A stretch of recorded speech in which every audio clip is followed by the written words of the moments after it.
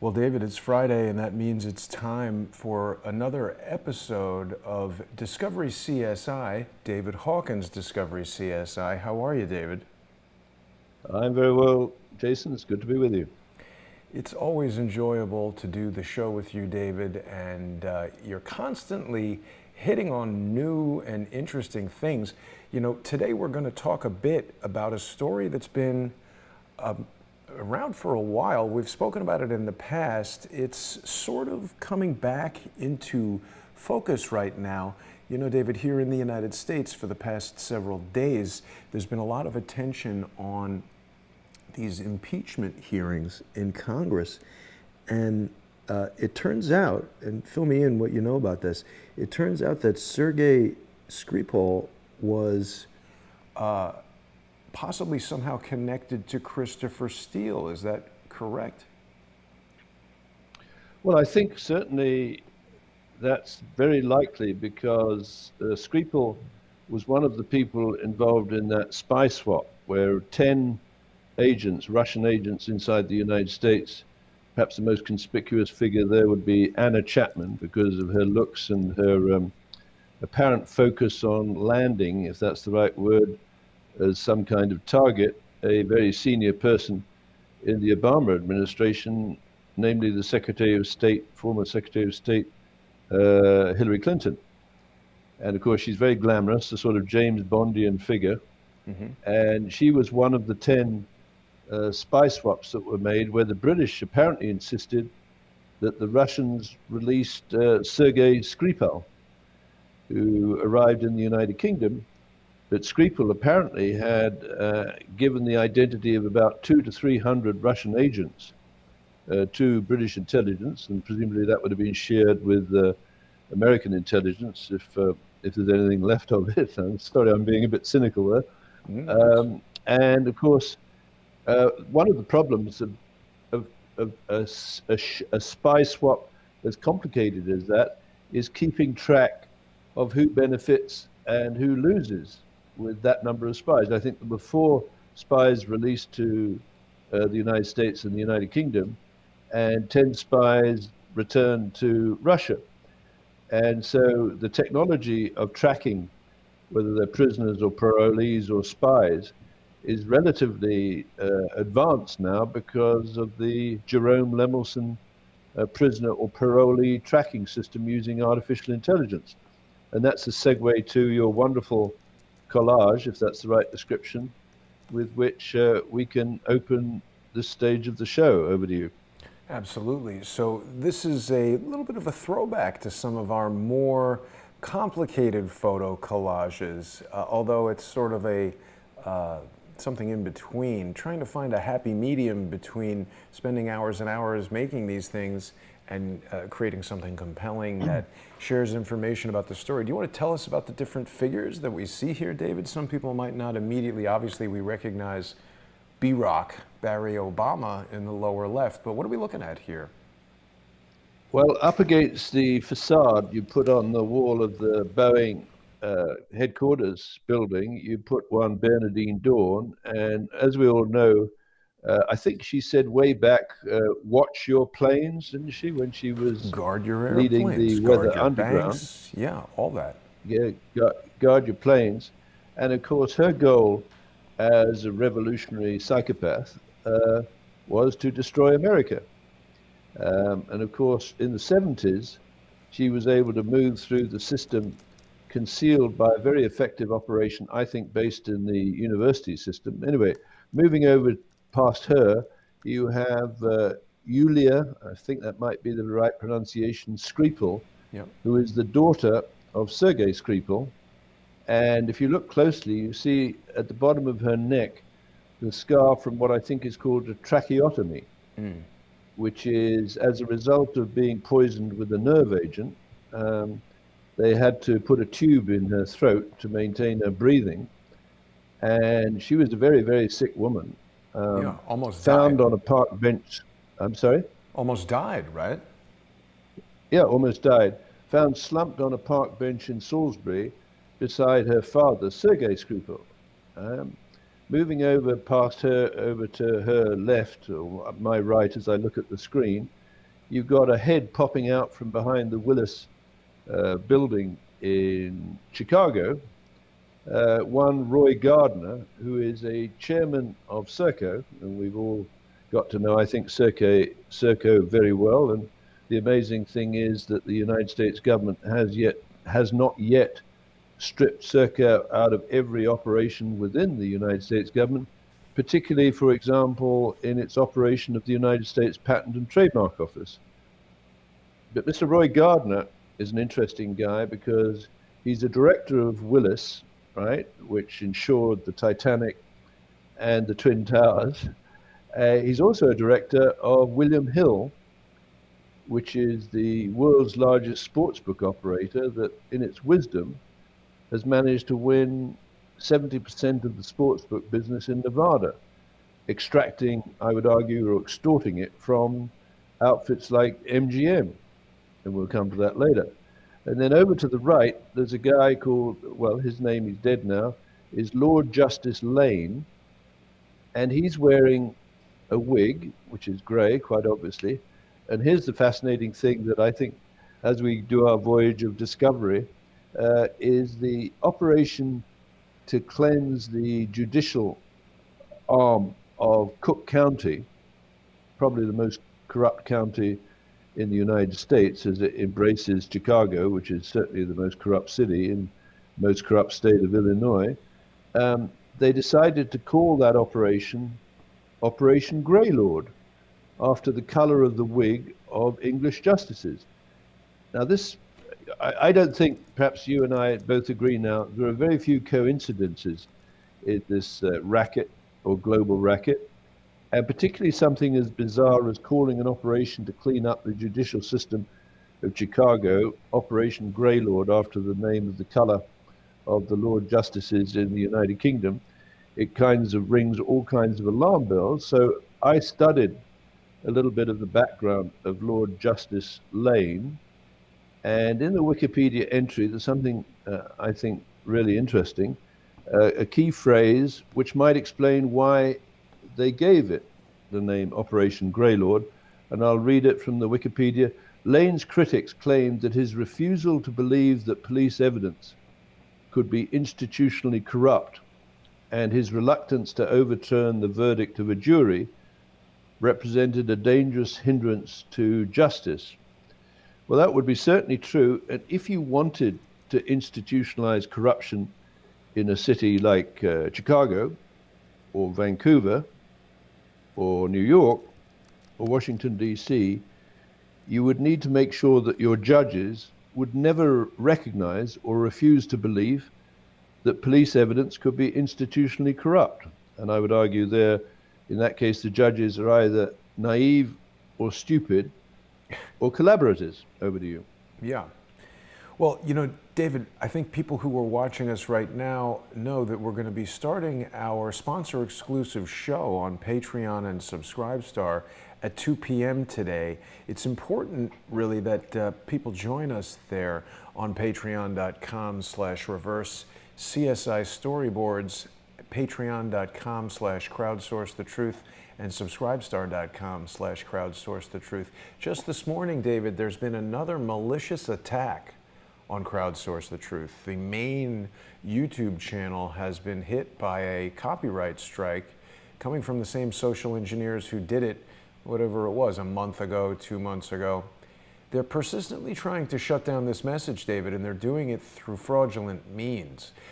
People who are watching us right now on Crowdsource the Truth 2 are getting the live stream at the time it's going out. Anyone who's seeing it after that, you know, it'll be on Crowdsource the Truth's main channel, the Jason Goodman channel, later, but this introduces an inconvenience and it reduces the reach of the videos, which they're trying to do. So people should subscribe to Crowdsource the Truth 2. It's a good way to stay on top of these live videos. If you're on Crowdsource the Truth 2, you can use Super Chat. You can use, I think they have a new thing called Super Stickers to share some financial support through the chat. But really the best thing for people to do, David, is to join us on the sponsor exclusive channels, Patreon and Subscribestar. This way it sort of sidesteps the social engineer's ability to manipulate the YouTube channel. And you know, David, I suspect that what's been done here today may be partially due to YouTube's change in the terms of service. I don't have any evidence of this, but I wouldn't be the least bit surprised if this malicious, alleged fat slob, that's not my words, those are words taken from a lawsuit against this individual. He was accused of being a fat slob with gout who drank booze all the time and played video games.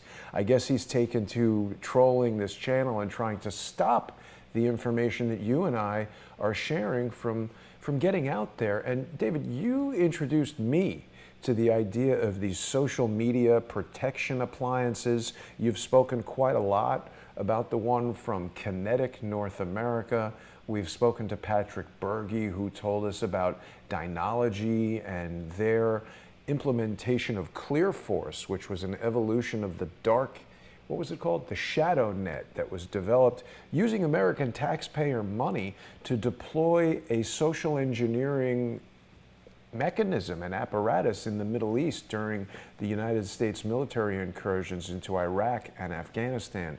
This shadow net was used to influence the civilian public and to try to locate threats. So it seems that all this technology is now back in the United States. In the case of ClearForce, it's a commercially available application that anyone can buy. Patrick Berge told us in great detail how anyone can use this, and it was started by Jim Jones, Barack Obama's national security advisor. So it's curious to me, David, it's very possible that any of these tools could be utilized by people who don't want our information getting out. Everyone's aware that Field McConnell is in jail. You know, whether or not he was manipulated to get him to say and do the things that he did that landed him in jail remains an open question. Certainly tools like this and social engineering tactics could have been employed. But I just wanted to let everybody know about this, because what they're trying to do, David, is really shut us down. As it stands right now, no live streaming on the main Crowdsource the Truth YouTube channel until March 2020. This is a really strategic effort by these social engineers, because they know that in addition to the incredibly insightful and interesting, really fascinating programs and information that you bring us, I have a wide range of guests, including people who shed light on some of the things happening in the political sphere here in America. And with the election coming up, this is a real strategic blow. So I hope that people will join us on Patreon and watch the show. But let me take you back to this Operation Greylord and to Sergei Skripal and his daughter. I think that, sorry, just one last thing. They've come back into the news, David, because if in fact Christopher Steele was connected to this poisoning, he is a central figure in this impeachment of Trump. Yeah, and so could we just go back to where you talk about the subscriptions? Sure. And the address, you know, patreon.com. Yeah. Let's go back to that earlier, because I'd like to make a comment about support for my work, where I've declared myself as a public expert witness in the court of public opinion, where I define the court of public opinion as your show, for example, because basically someone like myself with expertise in some really arcane issues that are fundamental to the administration of justice around the world, including the United States. If, for example, they've started to use artificial intelligence algorithms to control the movement of prisoners and spies through society.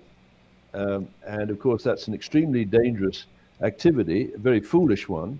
It could present an existential threat to the survival of the United States, because what they have with these AI algorithms is, under that Lemelson patent, they use the artificial intelligence expert system or fuzzy logic algorithms to control the permitted and prohibited dwell time of people moving through, well, let's say a crime scene.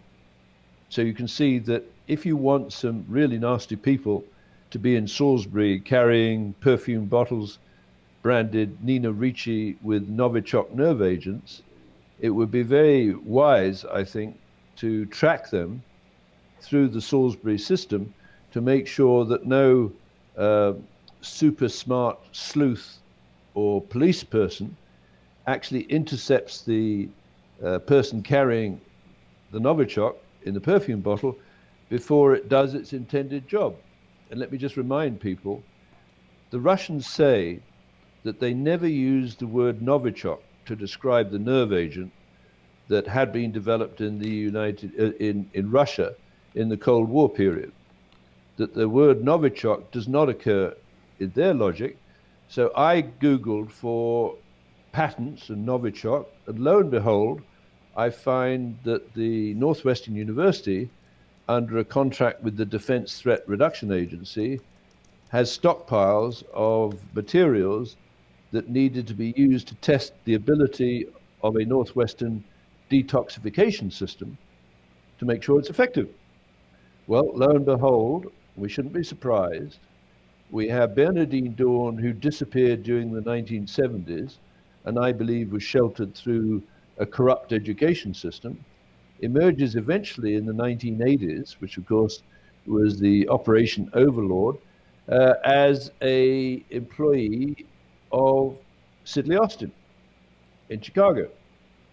So Sidley Austin employed this psychopathic terrorist killer who lectures, I think, at Northwestern University. She has a seminar on torture paradigms and practice. She pops up at Sidley Austin from 1984 to 1988, the period of Operation Greylord, and she grooms Michelle Obama for her career to the White House, as ultimately as First Lady. So now what's happened is you've got a fundamental breakdown of the basic protocols of crime scene investigation, where I believe the Chicago police and the IRS and the FBI have been fatally compromised by people who are controlled out of the United Kingdom. And I'm thinking specifically of the use of pedophile entrapment and blackmail to take control of police forces in certain targeted cities around the world, in particular Chicago, Vancouver, and New York, all tied back to the City of London. So there you have this woman, right? She's creating, I believe, what you might call a limited hangout.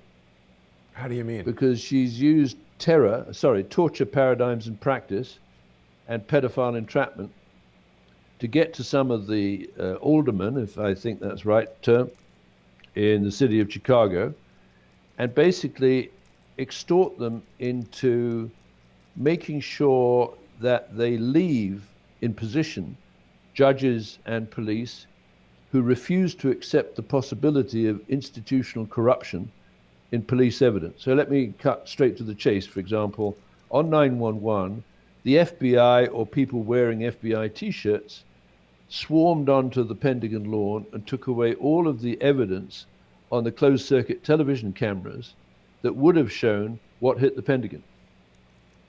Right? In Salisbury, where they released this Novichok, it would appear that the BBC is about to produce a documentary drama on the heroism of the people who responded to the Novichok attacks in Salisbury. But the BBC, and I'm going to comment on my friend Greg Dyke, who's the former Director General of the BBC, because I'm going to be inviting him to do something, perhaps this open show. The BBC shows no interest in tracking what has obviously got to be an extraordinary clue, is that the Novichok that was found by a guy called Charlie Rowley inside a box that was being gift wrapped and was secured. So when he opened it, it turned up a Nina Ricci perfume bottle from a sealed container. So I don't know whether he was ever thinking that there might be Novichok in it, but he gave it to his partner, Dawn Sturgis, who sprayed the product from the Nina Ricci perfume bottle onto her wrist. She got violently sick and she passed away. She died. So she was killed by a Novichok nerve agent of the type described in the patent granted to Northwestern University, And so, because they've been moving evidence away from the crime scene, that's known as spoliation. And we and you and our listeners, and I would invite our listeners to support us because we're up against the most brutally sinister and well-resourced social engineering teams the world has ever seen. So they can basically interrupt or intercept our message to the public at large, which I believe through your show is the court of public opinion. So this is a fatal weakness of the we kind of people who don't want to go into a court where the judges exclude us because they deem us not to be accredited. And I would argue, and I think I've mentioned that before, there was no one better qualified than myself, to explain the dangers of artificial intelligence algorithms deciding where a prisoner or a parolee should be at any particular moment in respect of a crime to be committed. Over to you. Yeah. Well, David, take us for a moment, if you would, back to this image. And, you're speaking about the perfume bottle and everything. I suspect there are probably a number of people like me who remember this incident but don't recall specifically the details. So we've got Yulia Skripal. She's the daughter of Sergei Skripal. She's kind of just like a regular lady hanging out, visiting her father. There's no indication that she's a spy of any kind, right? She just got sort of peripherally hit by this Novichok. Well, she might be a mule. You see, that is a mule who's carrying drugs or whatever. So she's a very nice looking lady, but I think we have to set that aside. I mean, Anna Chapman is a nice looking lady, if you will. But the point is, where did this bottle, branded Nina Ricci, wrapped in cellophane in a gift bottle, where did it come from? What was the route it was taken? What it took in order to get eventually the product onto Dawn Sturgis's wrist and kill her? So let's speculate a few interesting routes that might have taken. Let's just suppose that the Novichok came from the stock held at Northwestern University and used to test the detoxification system that was being developed under a patent assigned to Northwestern University with funds from the Defense Threat Reduction Agency. Now, the Defense Threat Reduction Agency apparently sent people to Russia to supervise the destruction of the stocks of the nerve agent that the Russians did not call Novichok, but the Western, the academics did call Novichok. So let's assume that the Defense Threat Reduction Agency and some of the small businesses that worked on set-aside contracts, which could be Base One Technologies, a protege of SERCO, go to Russia. They pick up some samples of Novichok, bring it back to Northwestern University, and it falls under the influence of this murderous psychopath by the name of Bernardine Dawn, who wants nothing more than to destroy the United States of America with her husband, Buddy, who's another psychopath, Bill Ayers. Yeah. So there's a little group, let's say, that's emerged in Chicago that really thinks they're incredibly smart, that you and I are the peasants that can be disposed of at will in the event of a chemical, biological, radiological, or nuclear war. They retreat into the luxury hotels, down into the basement. They pop their ugly little heads up after after the genocide, et cetera, which includes the attacks on New York and Washington and 9/11. And the one thing that they fear more than anything is that people interested in the truth start exposing institutional corruption of police evidence. Now, are all of the police in Chicago corrupt? Of course not. Are many of the police in Chicago terrified because there are people out there who can deliver Novichok or a hit to the relatives of the police in Chicago? So after Operation Greylord, is it possible that in 1985 they decided to move the development of this network to Vancouver and terrify the police in Vancouver during the creation of what is now, I believe, a cloud-centric organization that delivers hardcore adult and child pornography and online gaming into over 60 countries around the world. And I'm afraid this is what's happened. Because there is institutional corruption in police evidence, these vermin have skated through the system, and they're now, in many cases, in controlling position within the system. Now, whether they're terrified or they're bribed or they're blackmailed is immaterial. From the point of view of the citizen, I would argue that you cannot get justice. Now, in Chicago, you cannot get justice in Vancouver, you cannot get justice in New York, and you cannot get justice in Washington, because the police investigation system has now been compromised through the use of entrapment and blackmail and extortion for the world's leading pedophile entrapment operation. So there's the logo. That's the mural that I think is so fascinating, because we were told by someone on the street that was a warning. You have the raven, and you have the star, which I think is reminiscent of the Starnet outfit. So what we've got is, I believe, after that raid on the 20th of August of 1999, they took away all of the evidence, and apparently the arresting officer, except no one was arrested, said it was like Star Wars in there. There were 3 floors at 425 Carroll Street containing all the servers, the images of child abuse, the files, etc., right? And it was taken somewhere. But that was an active operation, an online operation, if you will, engaged in hardcore adult and child pornography and online gaming in over 60 countries. So it's probably one of the world's leading criminal enterprises, and it vanished. Now, did it stop operation? Of course it didn't stop operation. Who were the handlers of Starnet, which was a rinky-dinky outfit that grew from 1996 to 1999 over 4 years, to probably develop a victim base? And I'm not just talking about the poor women and children who were perhaps tortured to death at 425 Carl Street. I'm talking about the people who downloaded this garbage, right? Because when they download it, they're compromised. It's a crime, and they've made it a crime. So they don't check whether or not it's been downloaded without the knowledge and consent of the target.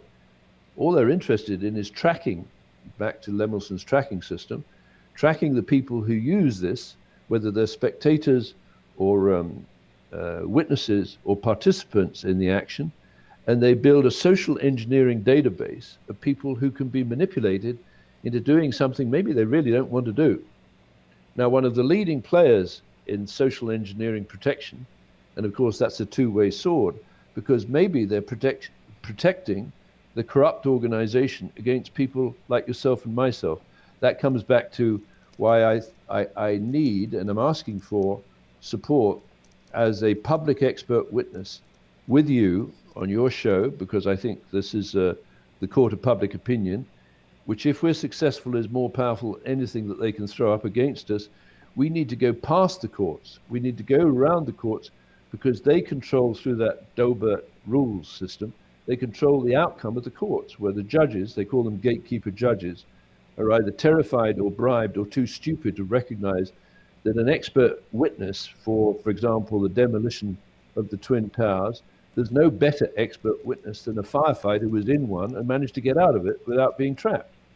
There's no better witness to the flying events of 9/11 than the pilot, for example, Dan Hanley or Phil McConnell, with over 20,000 hours of flying experience, including experience of war games and decoy and drone maneuvers. But what they've done is they've shut out the real expert witnesses, and they're using the spurious notion that unless an expert witness appears that is accredited by his peers, and that's, for example, is why they were so adamant about me calling myself a forensic economist. Anyway, kinetic. So over to you, Jason, because I don't want to talk too much and lose people. No, not at all, David. I think everyone is fascinated with what you're saying. I'm just looking at the number of viewers that we have right now, and it's lower than we would normally have at this time. And, that's what these social engineers intend to do. They want to distract people from the message, they want to overwhelm the message, and they're using whatever methods they can come up with. That includes lying, that includes being devious, that includes lawsuits and all these things. So you're right, David, we do need the support of the viewers, not just the financial support that they're going to pledge when they go to patreon.com/reverse-CSI storyboards, patreon.com/crowdsourcethetruth, and subscribestar.com/crowdsourcethetruth. But another really important way that people can support the show, whether they are or are not financial sponsors, is by liking the videos. Just hit the thumbs up, it's free, and it helps increase the reach a little bit. And if everybody does a little bit, it helps a lot. You can also directly email these YouTube videos to your friends, to your family. You could tweet them out, you could put them on Facebook or your various other social media websites that you utilize. I think most people already know, David, you've got a great website. It's located at www.reverse-csiscripts.com. You've included a handy link to a playlist of all the videos that we've done together on YouTube. I'll be updating the playlist after this show. But people who are curious to learn more about what David is discussing can go back and watch the previous episodes, and you can also get onto Patreon or Subscribestar and sort of make your way through the entire library of videos that we've done together. It's also more important than ever now, David, that people follow you on Twitter. We've got the 2020 election coming up, and although you're not necessarily entirely focused on American politics, you are getting out a very important message about the methods that are utilized by these social engineers to try to stop the message from getting out. And I'll tell you, David, one of the most glaring pieces of evidence that what you're saying has credibility and is closing in on the facts of the matter is that these social engineers have been so interested in you and your show Hero and Crowdsource the Truth. We see what's happened to Field McConnell. I believe, people know, or I should hope they know my position on that. You're right that Field may have been manipulated into doing the things that he did, but there's a lot of weird people surrounding that situation. And I think it all comes back to the things that you've said about social engineering and the various software applications that are out there to do that. So let's come back, because there's another aspect of this Skripal poisoning situation. There's a video that was released by Yulia Skripal that we'll be looking at in just about 25 minutes when we take up the sponsor-only show on Patreon and Subscribestar. Do you want to give us a little bit of background on what this patent diagram in the sky of Chicago is going to inform us about? Now that's a schematic that's taken from the application by the British Broadcasting Corporation for a video text or voice text display system which generates TV signals. And you don't see all of it, but the essence of it, I think, is there, because that presentation that was given by Yulia Skripal, it appears that she was using a teleprompter of the type invented by the British Broadcasting Corporation, where she gets a script where expert Russian speakers say this was obviously translated from English into Russian, because she's using turns of phrases and she's talking very quickly, I think, without hesitation, which perhaps is surprising because she's been incredibly sick and she's out of hospital, but she seems to have marshaled her thoughts very well. Now, when I saw that patent and the description and the generation of the TV signals, I realized, and this is more your world than mine, that this would be an incredible way to synchronize the script that is given to the newsreader to read. They have no choice but to read it. That's what they're employed for. That's what Jane Stanley was reading when she talked about the collapse of the Salomon Brothers building in New York, when it was still standing behind her left shoulder. Mm-hmm. The problem is with this device, it adjusts the speed of the scrolling script, which is not written by the newsreader, according to the newsreader's voice. If the voice of the newsreader speeds up or slows down, the scrolling of the script. Now, what I understand, and I used to be an actor in comedy. And I vaguely remember that the director asked us to bring pencils to put little notes on the script, which are known as blocking notes that tell the actor which way they're pointed, when they're supposed to exit, whether they're stage left or stage right, etc. And then the brainwave occurred to me, and I think that's what the BBC did, or maybe the BBC didn't know that that was what was being done. Wouldn't it be a great way to introduce digital blocking points that instruct a team of demolition experts, for example, just as Jane Stanley is saying, we're getting news that the Salomon Brothers building has collapsed, to send a signal to the demolition crew that's mined or put explosives or incendiaries in that building, okay, press the button and bring her down. Wouldn't it be interesting if in Washington on 911, just as the news readers are talking about the attack on the Pentagon, that a digital blocking note is sent to a cleanup crew on the Pentagon lawn. Okay, now you take all of the contents of the closed circuit television cameras out of the cameras and you pick up evidence on the Pentagon lawn, and you don't need to tell the environmental cleaners, which is the worshipful company of environmental cleaners, why they're doing it. You just know to do it. So these clowns with their FBI T-shirts, and I think we talked about that woman looked like she found a pile of clothing and she was told to get those trousers on. They don't look like they fit particularly well. These people are taking evidence from the Pentagon lawn that in a normal course of events would tell us what didn't hit the Pentagon and what did hit the Pentagon. But by taking the evidence away, we're clutching at straws, we the public in the court of public opinion, so we can't prove that a large passenger jet did not hit the Pentagon. Now, I as an engineer, I'm not being an aeronautical engineer, but I don't have to be, I can tell you that large passenger jets cannot fly at 15 feet elevation across the Pentagon lawn at 500 miles an hour and punch a hole right through the Pentagon. So just go, if you will, just go back to that schematic, and then I'm going to, just before we close the free part of the show, I want to issue an invitation to my friend Greg Dyke.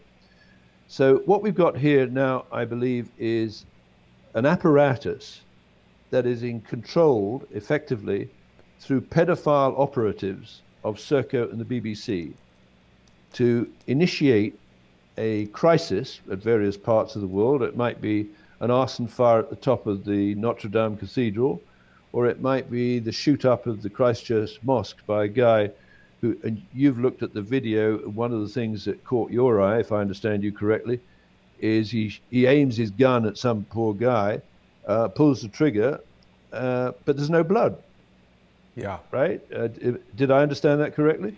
No blood, no damage to the guy's head,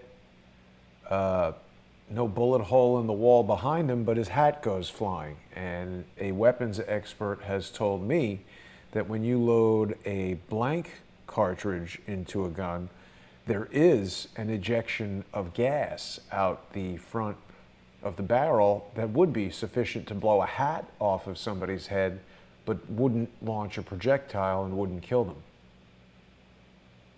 So what you've got here are actors, and I don't want to confuse people, but I think it's a useful term, acting in these RICO cities, racketeering, influence, corrupt, organized cities, as ghosts, where they move through the hotel system, the various guilds like environmental cleaners or security professionals, into a crime scene, using the technology invented by the BBC and slaved to the SERCO prisoner tracking, to stage a crisis where actors come in, they have very specific tasks, right? They don't know what the overall objective is, but at the end of the day, the news, and remember, that's what SERCO does for the UK Cabinet Office, they inject news and media plays on government networks like the BBC.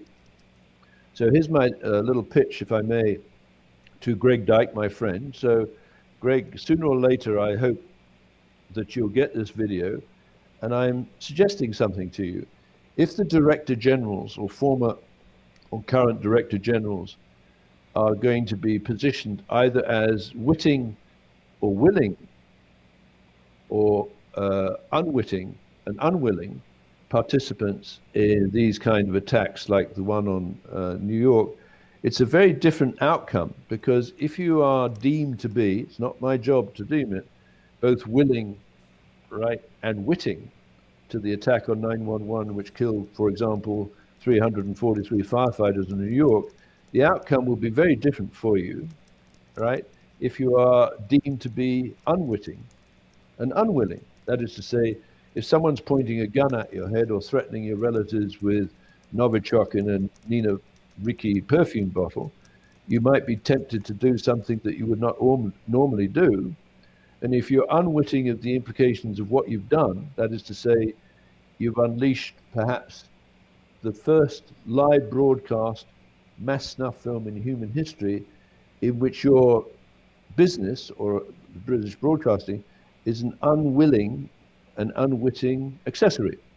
Very different outcomes. So I'd love to have you with Jason on the show, and you can tell us, because you were Director General during the period when Jane Stanley made that broadcast from New York saying, we're getting news that the Salomon Brothers building had collapsed, what your explanation might be, or for that matter, where did the Novichok get into the Nina Ricci perfume bottle?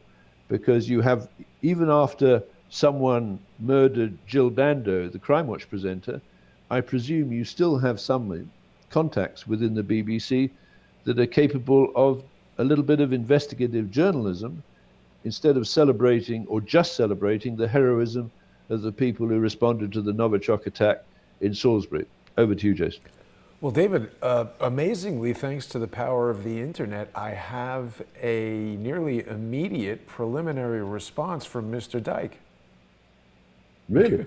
Well, I'm joking, but we have this picture of him giving it a thumbs down. I can't imagine that he's going to come on the show and admit to all this stuff, but I certainly welcome. Let me just interrupt you there, Jason. Like I said, there's a very different outcome if Greg Dyke and the people within the BBC can demonstrate that they are unwitting and unwilling accessories to what happened, right, to if they are obliged to admit they are witting and willing, right? One is a criminal sentence and possibly an extradition.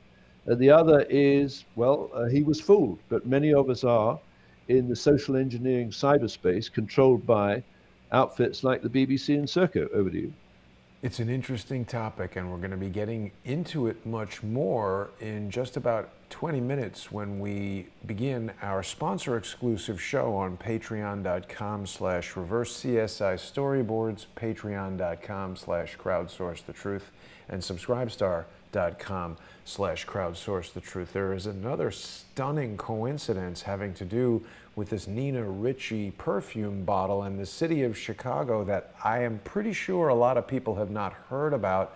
We're going to be going into that detail and many others when the sponsor exclusive show begins. As we approach 2020 and the social engineering attacks just ramp up, it's incredibly important that people become sponsors of the show.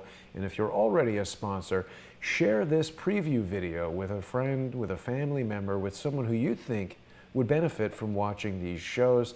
Help us get the word out. But more than that, help us overcome this network of social engineers. They need to know that their tactics will not work, that people who are seeking true information will not be suppressed by their juvenile and idiotic techniques.